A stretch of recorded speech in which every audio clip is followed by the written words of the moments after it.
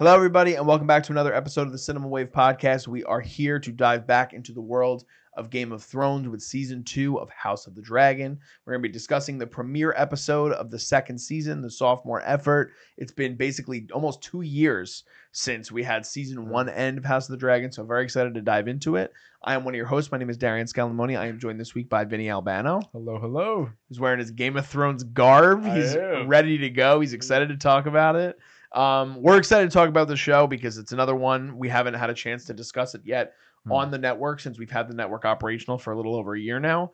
And this is one of the biggest shows on television. It's HBO's premiere show, especially since Succession has ended and there's not a lot of other kind of weekly dramas coming. And this one we had a long wait for it. So I kind of want to talk to you first about what were your thoughts on the first season, because there were mostly positives from everybody. There was one negative that stood out mostly to a lot of people, which I agreed with. I don't know if you felt similar, but it was rushed. Like there was a lot. They did a lot of time jumps very quickly.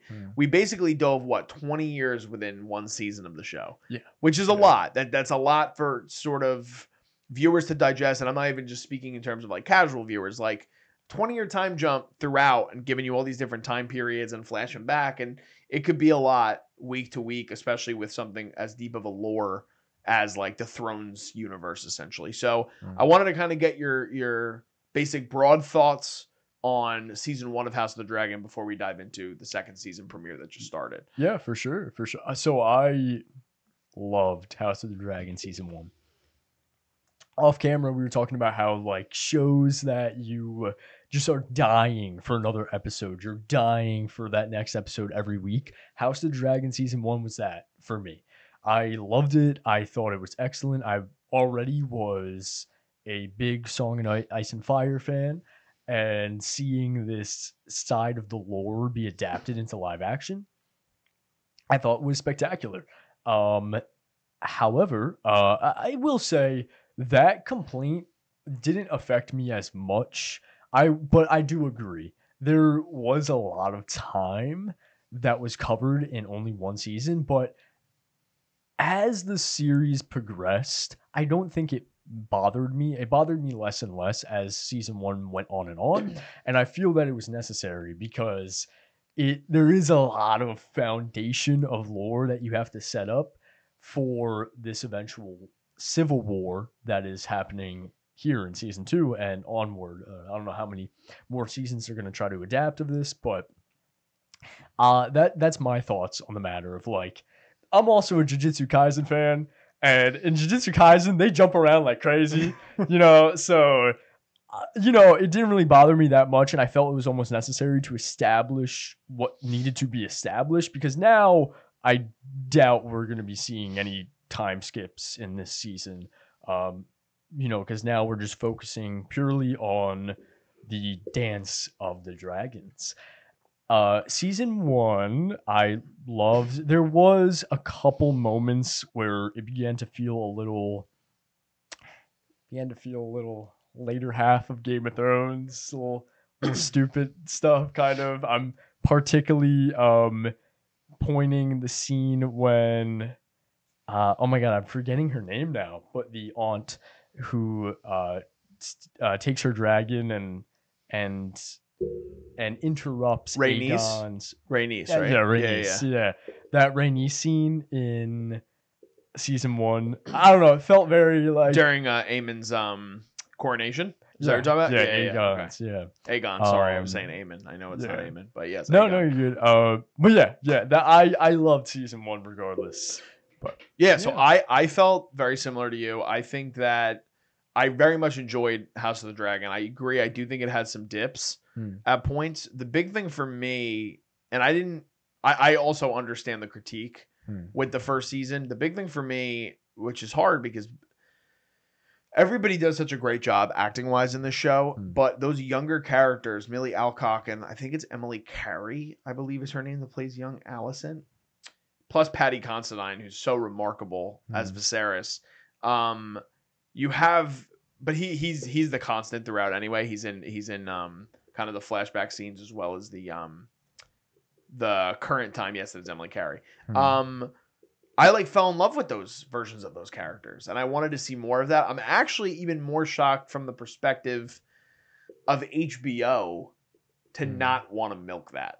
You know, it's not that I'm glad that if we want to advance the story and we're serving the purpose of where they want to get to in terms of the story, that they're not doing that.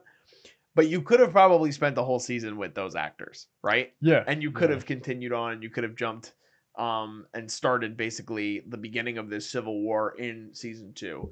But we just recorded our Boys season 2 premiere right before we recorded this one, and we were discussing about how we didn't feel like it had such a great jumping off point, surprisingly, for their 4th season. This show is the exact opposite of that. This show does such a great job, and kind of the opposite of what I was just talking about, where in season 1 it kind of takes its, I don't know, it doesn't take its time because it jumps around a lot, but we cover so much time.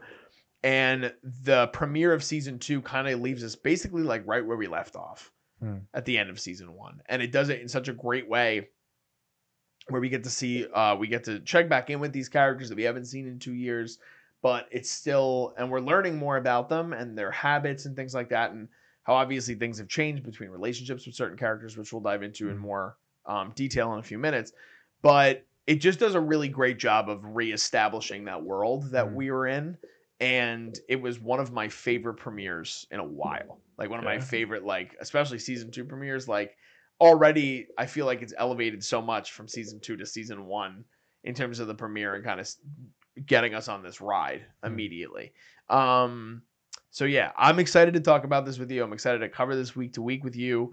Other people are going to hop on. We're going to rotate Mark as well in here for some House of the Dragon reviews, as well as Liz Seiko and possibly Zach Miller at times. But let's start with the premiere. So we basically leave off. And by the way, if you guys haven't watched this already, spoilers. I think we've already dove into a little bit of spoilers. But another spoiler warning for you guys. If you guys haven't watched the season 2 premiere, definitely tune out for a little bit, come back at the end, and when you guys have watched the episode, be sure to check this out as well. But we're going to talk spoilers right now. This leaves us off where the Targaryens have lost a child, which we see at the end of season 1. And a big part with that is that the obvious thing that we think is going to happen is that Rhaenyra is going to have like this crazy retaliation, and Daemon obviously has a mean streak, so you're thinking he's going to have something to do with it too. But my favorite thing, I don't know if I always watch the after things. HBO does such a great job of like, they give you a review of the episode, they show you how they decided to make all the choices they made, plus the preview to the following week. But I didn't even realize until the end, but Rhaenyra only gets one line of dialogue throughout the whole entire first episode, and that is our lead character played by Emma Darcy, who's brilliant in this show. So what were your thoughts on her role in this first episode, what she serves, and just that detail in general of like basically the most powerful person in the show gets one line of dialogue, and it is the most crucial part of dialogue and the name of the episode. So what did you think about that? I adore it. I adore it. I love Emma Darcy's performance. I loved their performance in season 1 and their performance here too. Just even with one line of dialogue, that line of dialogue being so powerful because not only do, we watch Rhaenyra's grief, we were with Rhaenyra during that moment in the last season where it leaves off on that cliffhanger, which I adore. That's like the look towards the camera. Oh my, like that is the shit I live for in film, where she's just, when, Aemond kills Lucerys and the news is broken to her by Raven and the fireplace in the background, and she just looks towards the camera, which is such a sadness and such a rage, that inner rage, and you just see it all in Emma Darcy's eyes. Oh, I love that. And that continues here in season 2. They do a great job of, we see that when Rhaenyra finds the wing that has come ashore, and she grieves for a moment. And we see that also in the moment where she grieves with her other son, and they have a quiet embrace, and they cry into each other's shoulders. And then we see that rage too in Rhaenyra with that one line of dialogue, son for son. I want Aemond killed. I adore it. I adore it. Honestly, I don't really have much else to say except for how powerful, it really is. And that should be a testament to how, in one episode, Emma Darcy's performance here, just that's a testament to that, because they're delivering so much complexity, so much layers with only one line of given dialogue. It's a testament to the structuring too of this show and how they're able to sort of lay this fabric of what they're kind of building off of from that finale in season 1, which took everybody by surprise. I think that the first season was very good, but it wasn't like that. Those final last few episodes when you're getting into the end of Viserys's reign and obviously the chaos and the chaotic energy that was coming between the Hightowers and the Targaryens. And I love that is at the center of this series as well, where you see from the beginning of the show, Rhaenyra and Alicent have such a unique and beautiful friendship. And there's so much interweaving and the conniving and the sniveling characters that are within the Game of Thrones universe and House of the Dragon already. You're seeing it play out with Otto, and you're seeing also something that is reminiscent of Thrones with like this king that just is not ready. It's so obvious that Aegon is not ready to be king, and he's making all these foolish decisions, these silly little things that he thinks are just fun and games. But I mean, he basically lets these people walk into his home, and we'll get to in a little bit what exactly happens, but under his watch, he's drinking, he's getting drunk with his friends, he's talking about how big his dick is, he's literally swinging dick. Like, that's how he is basically pronouncing himself upon his kingdom. And at the same time, Rhaenyra is like so calculated at this point, and it shows you also the difference between the leadership that comes from the Targaryens versus the Hightowers now.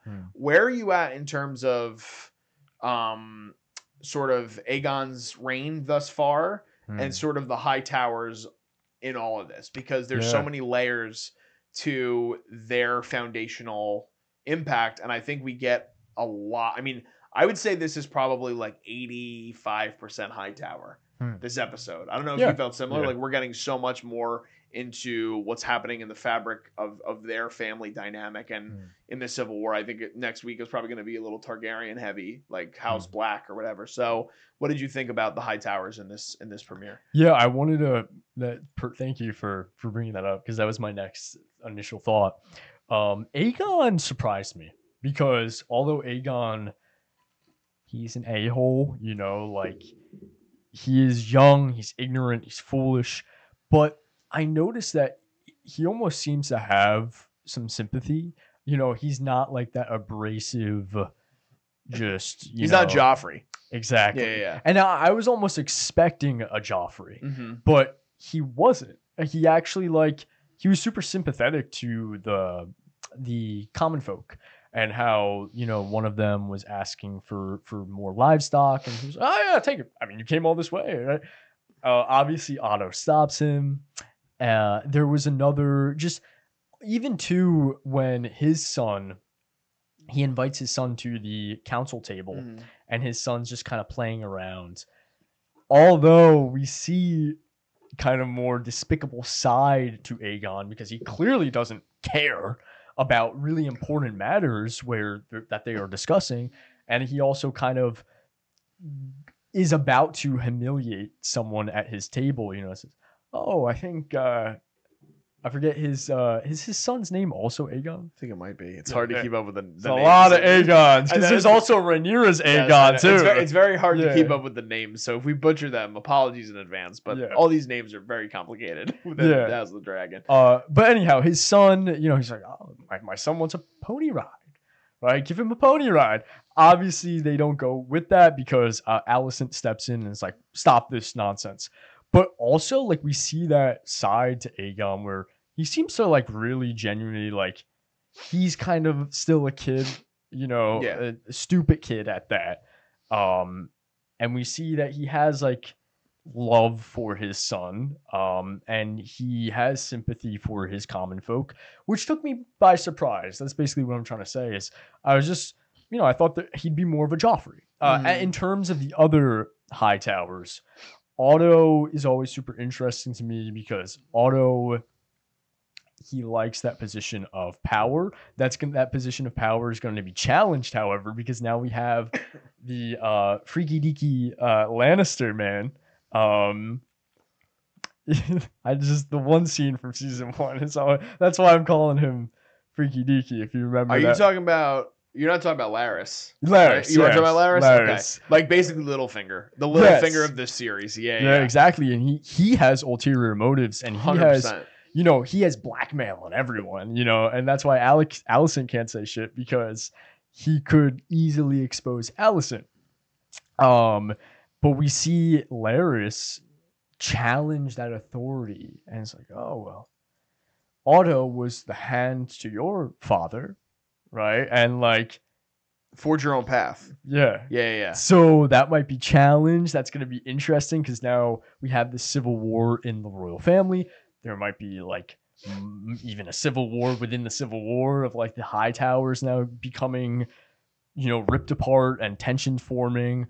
Also, with the ending of the episode, with the death of Helena's son, which and the fact that under, like you mentioned, under Aegon's rule, he was just getting drunk. He didn't even notice that 2 intruders came in the household. So that there's just a lot of tension building. Yeah. And Alicent is also a character that, just wrapping up my thoughts here, Alicent is a character that I also find very interesting because we've seen them since they were super young, and she is the most sensible and I think the most rational one out of all the Hightowers. Most human too. Yeah. Like there's still a path, and I'm sorry to cut you off, but there's good. such a path still within Alicent, and it's a testament to, I love Olivia Cooke. I think she's like one of the most underrated actors we have. Yeah. And she does such a great job of showcasing that side where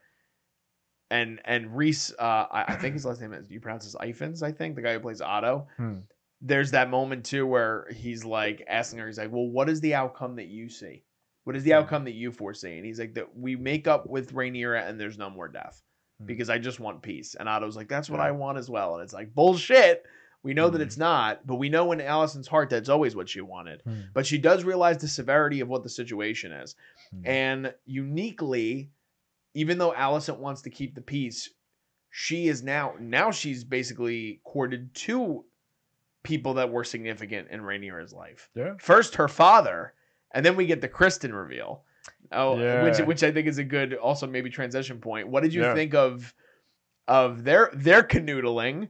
And then we see that there's an intimate moment between the 2 of them, and she's like, we're never doing this again. And then as Helena, you said her name was? Wife? I believe that's okay. That, and his sister. It is, yeah, Helena. Helena walks in holding their baby girl, and she's literally having sex with Kristen again. So obviously that didn't hold. Didn't even last the whole day. I'm pretty sure it takes place within the same day. Yeah. So what did you think about that? Were you expecting that? And like, again, Alicent's sort of unique perspective of like good and evil and trying to right the ship while still having her own agenda that is so built up by her father and the way that he is, the way she was raised, Yeah, I mean, you basically covered everything I was going to say. You excellent. Very well put. Very well put. Thank you. I cannot speak English there, but going kind of deeper into that, they foreshadowed Kristen Cole and Alicent's kind of relationship in the previous season. We know Rhaenyra had a thing with Kristen Cole. That reveal, when we see that intimate moment between the 2 of them, first thought was like, that dog. Like, I think at the end of the series, he is going to get some major punishment for all of this. I think it's going to come to the surface. His relationship with Rhaenyra again. Alicent's relationship with him is going to come to the surface. And he is definitely not surviving all of this. For sure. 100%. Totally agree. So, definitely a shocker. Yeah. I do want to go back really quick too, because you did bring up Larys. I think Larys is such an interesting wild card in all of this. Yeah. And he definitely, played by Matthew Needham, does such a great job of basically filling that Littlefinger role as Littlefinger's. I don't know your thoughts on Littlefinger, but he's definitely one of my favorite characters in Thrones. I feel like he's a lot of people's favorite character in Thrones for the wrong reasons, obviously. Like, he's such a sniveling piece of shit. But you absolutely love seeing how great the performance is by Aidan Gillen. I think Needham does such a great job here too. But he, like you said, he plays all sides. He knows that he needs to be in the ear of every single person, so much so that which we discover at the end of season 1, that he has this insane fetish, and the queen is fulfilling his wishes, which is crazy power, like a crazy amount of power that he wields. Now he's in the king's ear. We got some things going on with Otto. He has a relationship with which Targaryen? Daemon, right? He's been talking with as well on the other side of it, or is it the? I don't remember. It might be the Valerians. Yeah, it might be the Valerians. But he's such an interesting character. I don't know if you have any theories or what your thoughts on sort of his. I mean, we're very early on, obviously, but his overall scheme or what he might be doing. Like, when he discussed what he said to Aegon. Were you taking that thinking that he wants to be the hand, or do you think he's trying to sort of position it in a different way? I honestly didn't think too much of it, but that's interesting that you bring up like him being the hands, because that could be a very viable way here. Yeah. I think that could happen most likely, because if Aegon, Aegon is this almost, he's a child, right? A child is gonna kind of just I could see, without any second thought, because he hears the nice things from Larys, he's gonna put him in power. So that, I didn't think about that, but I think it's possible. My theory right now leans on, I think that he might be leaning towards Aemond, and I do think Kristen, because of his relationship with Aemond, which we get a glimpse at with the two of them sitting before we get that awkward moment with Otto. Yeah. I do think we're going to get a side where maybe Kristen also helps talk Aemond into that role. And I think that might be a situation in which we see Otto eventually slain as well. Because I think Aemond so obviously is like, I'm not about this old guard shit. He's like, I'm so not ready. Like, I'm done with waiting around. Like, Aemond obviously has so much of Daemon in him. It's down to like even the actor like has Matt Smith tendencies. We don't get a lot of Aemond in this episode, but any thoughts on his role and what's going on with him? Because there's enough there that we can have a discussion about it. Yeah, I actually, piggybacking off of that, the parallels between Daemon and Aemond, there's been foreshadows that they're gonna, in the trailer they foreshadowed it too, that they're gonna have a duel of some sort. So I'm really excited to have these two like aggressive powerhouses on both sides, Daemon and Aemond, gonna clash it out. I'm excited to see that. Aemond is a favorite for me because he's not a good person, like you love to hate him, you know what I mean? Because I believe the actor, is it Ewan or Ewan I think Mitchell? It's Ewan Mitchell. Yeah, Ewan Mitchell does such a good job. He's like an anime villain here. Yeah. Oh, like, 100%. He looks like an anime villain. Yeah, even with the sapphire eye, I don't know. I apologize. I'm having a little bit of difficulty kind of formulating my thoughts here, but I just think it's like a pot that's just boiling and it's about to just burst, and that's what I loved about season 1, is that it just felt like more and more tension building. I'm just excited for all of it to go all out, and Aemond to just be like, all right, I'm done. We're fighting now, and 100%. same with Daemon too. Well, I think alluding to what you're talking about too, though, which is so unique about what this show does so well. And Thrones did it a little bit, but it was really mostly in Joffrey. And maybe, I mean, you see it with Arya too. But there's so much based in children, quote unquote. I mean, they're teenagers, young adults at this point, whatever they may be. But there's so much based in, like, just the maturity level too. And, like, Aemond is still a child. And there's going to be moments in which he can't handle himself as not a child. Meanwhile, Matt Smith's performance, which is brilliant as Daemon, he's obviously matured over time, but there's still that childish streak in him. Yeah. And so when we do eventually get that duel, it's going to be so interesting to see because they're so alike and they represent just different causes. So being able to see that play out on screen, I think is going to be a moment that people are like you said, like clamoring for, like, oh my God, I can't wait to see this happen. But through Aegon and Aemond, you're seeing these child leaders essentially, and it's going to have a role. It's obviously going to have a role in what is to come for the Hightowers, why I think we're not going to see a lot of Otto. I really don't think Otto has a lot of life. I don't. I have a bad feeling he's not going to last very long this season. And we're starting to also get throughout this episode, it starts with this, but we get to see the Starks in Winterfell. I'm curious on your thoughts on how we get that opening, but a really great scene between Jace Valerian and Lord Cregan Stark, kind of as the Starks are the last ones to get the news of Lucerian's death. And that was a really cool sort of, like, I mean, again, we're going to see the Starks, we're going to see the Baratheons throughout the series, but it was a cool nod and interesting way to kind of start us off. And I think it was the showrunner, whose name is escaping me right now, Alan Taylor, and who directed the episode, Ryan Condal. Ryan Condal was discussing, and he goes, it was a really great moment for us to sort of give us that first glimpse of Winterfell and, like, make everybody feel like they were home again. So I don't know how you felt about the opening, because I thought that was a really great way of sort of welcoming us back into this world since we've been removed from it from like 2 years. Yeah, no, I 100% agree. I actually felt that way. I thought they were going to spend more time in Winterfell, actually, but I liked seeing just starting with the narration of I don't know who the current I forget the Stark's name who was narrating that particular moment, but I loved hearing that of him explaining his family's past and his family's motives, and seeing the North again, like you mentioned, was definitely nice.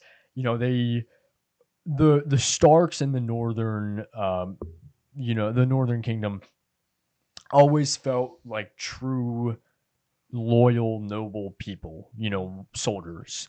So now that we have this agreement that they are going to supply, was it 2,000 men to Rhaenyra's cause, that I think will be super sufficient on Rhaenyra's part, but also I think would be nice.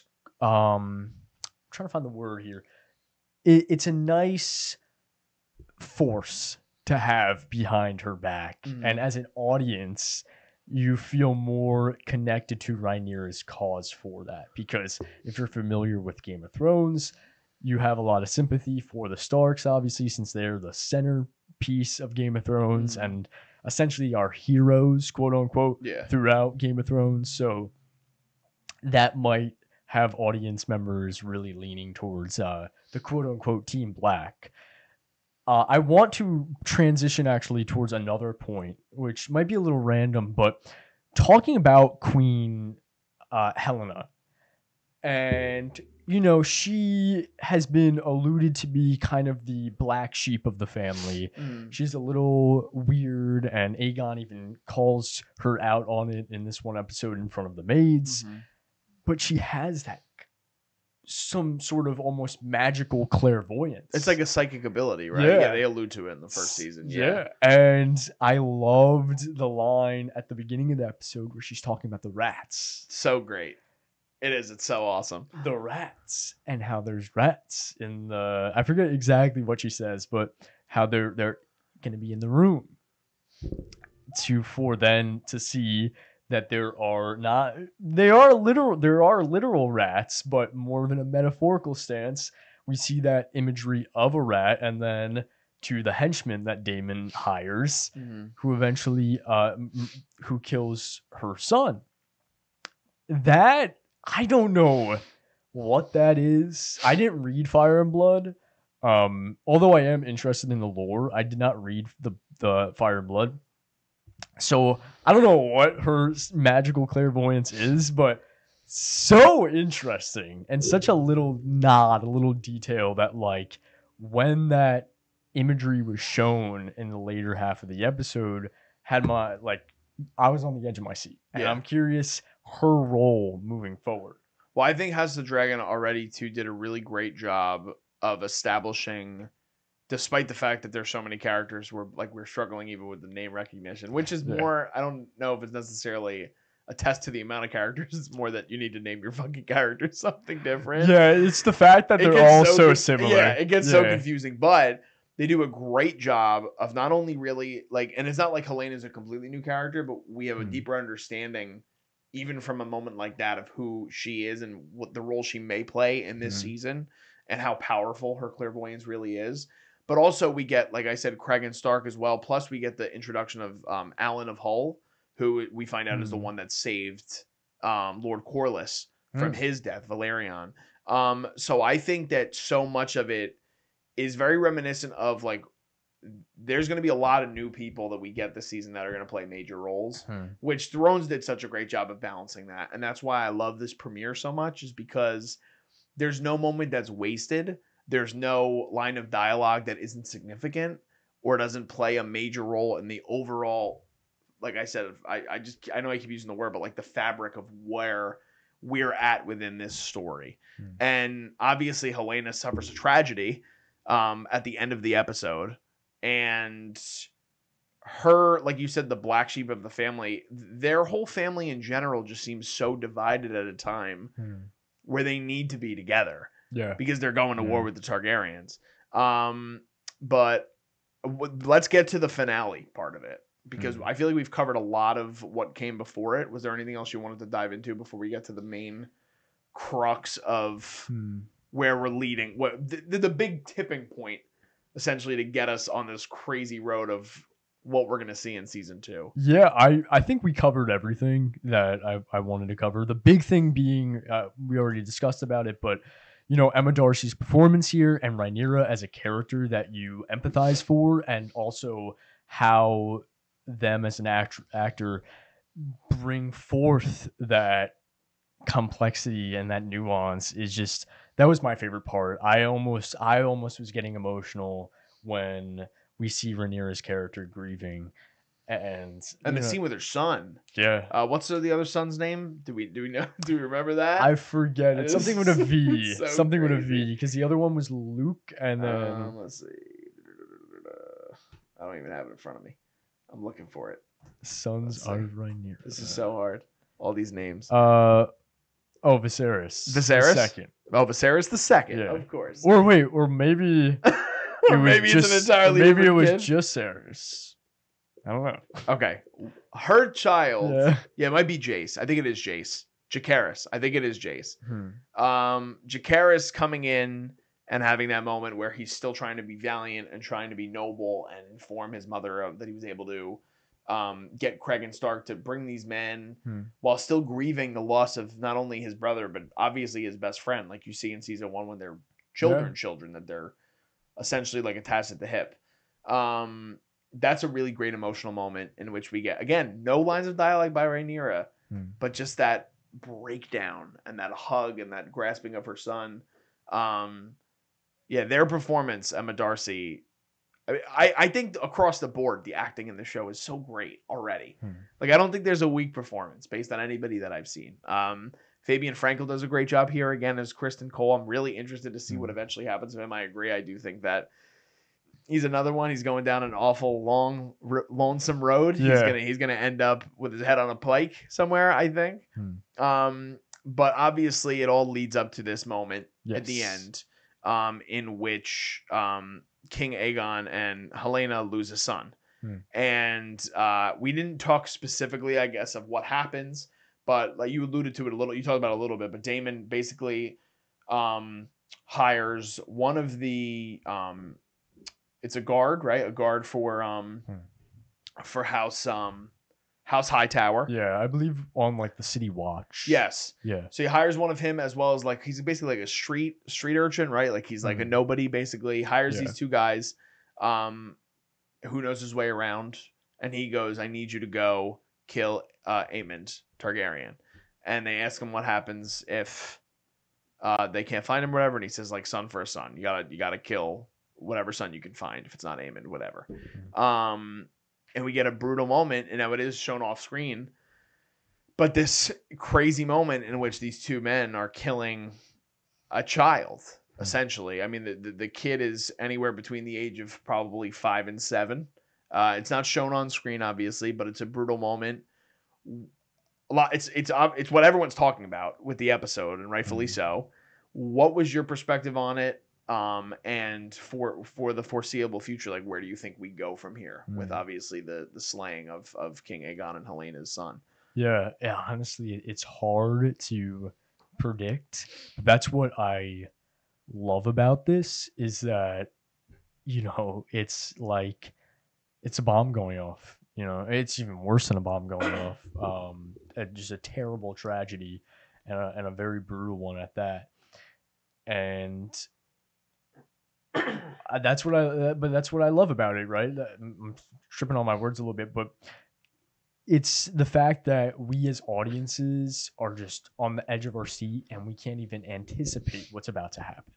I think it's going to cause a lot of tension between the Hightowers, how I alluded to before earlier in our conversation, where the fact that Aegon was being, stupid and drunk with his friends and allowed two intruders to just walk right past him, which was inevitably ended up being the murderers to his son. Oh my God. I just realized too, that's the same son at the table with him. Table. Yeah. Wow, so he's going to have a mean streak. You do see it. Yeah. In the end of, like we said, HBO shows that kind of like next week on House of the Dragon. Yeah. And you definitely get a glimpse of that. And I think that, like you said, it's definitely going to have a major effect on the family. Yeah. It's played brilliantly by Helena. Like, what a scene. Like, what a showcase for that actor to come out of the room and storm in while Kristen and Allison are having sex in a moment of like, oh my God, nobody's supposed to know this is happening. And she's just like, the boy is dead. And it's just like, oh my God. Like you said, like the amount of tragedy, the air being let out of the balloon of like, what the hell do we do now? This was an innocent boy that had nothing to do with what came. And because of the direction that Daemon gives, we're off and running, man. Yeah. This is a civil war. This is a family war that we're going to have hit an apex. And I think this is going to be a majority of what season 2 is. I don't know. I'm sure you agree. Yeah. And we see Aegon's temptation to act foolishly at the council, how he talks about like, oh, our dragons are bigger, right? And we could let's just go there and kill them and burn them all with all our dragons, right? And Otto is like, no, stop, right? You're being foolish. This might be the tipping toe of Aegon not listening to anyone and just going to hop on the dragon himself, him and Aemond, and just go crazy. They even mention how Aemond is loyal to Aegon's word completely. No matter what Aegon says, Aemond is going to follow it. So I'm excited. I think he's going to make some foolish decisions, and I think that's just going to keep building on that tension. And that's the reason why I love this series so much and why I'm already dying, scratching at the neck for more, because it's that tension that's building and building and building, foolish decision here. And it's just this like train wreck. That you can't look You're watching it unfold and you can't look away. I 100% agree with you. My prediction for maybe not next week, but within the next couple weeks, I definitely think we're going to get to that point where we're going to see Aemond work his way into Behand. I think that's our next step. I think that's what's going to happen. I don't know if it's going to be because of Kristen. I don't know if it's going to be because of Aemond. I think there's going to be a point where, like you were just alluding to, Aegon's going to basically go nuts. and he's going to say, this is what I want to do. I want to go in, fuck these guys. Like, I'm not dealing with this. My son is dead.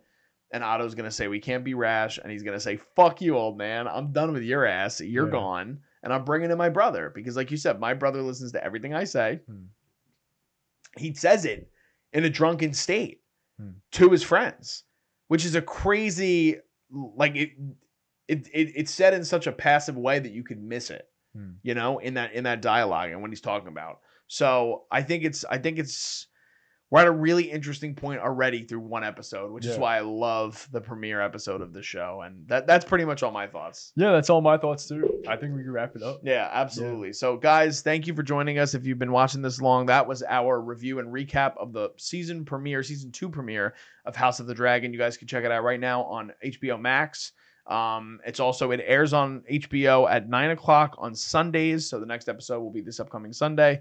If you guys are checking this one out, sorry if it's a couple days later, but as of our recording, it's the day after the episode release. So hopefully this isn't too late for you guys. But we really loved this premiere episode. We're looking forward to talking House of the Dragon with you guys the remainder of the season. We'll be having new episodes every single week for you guys.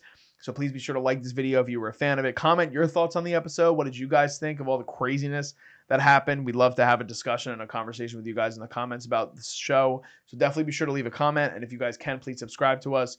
We are the Culture Wave Media Network. We cover a bunch of different things on here. Television, film. We're wrapping up our coverage with the Tribeca Film Festival, interviews, bunch of stuff for you guys to check out. So please be sure to do that. Also, if you guys can follow us on social media, we are at Cinema Wave Media and at _Culture Wave Media on Instagram. We're also at Cinema Wave Media on TikTok and Threads, as well as Culture Wave on Facebook. Just signing off, I am Darian Scalamoni. And I am Vinny Albano. And we'll see you guys next time. This is The Culture.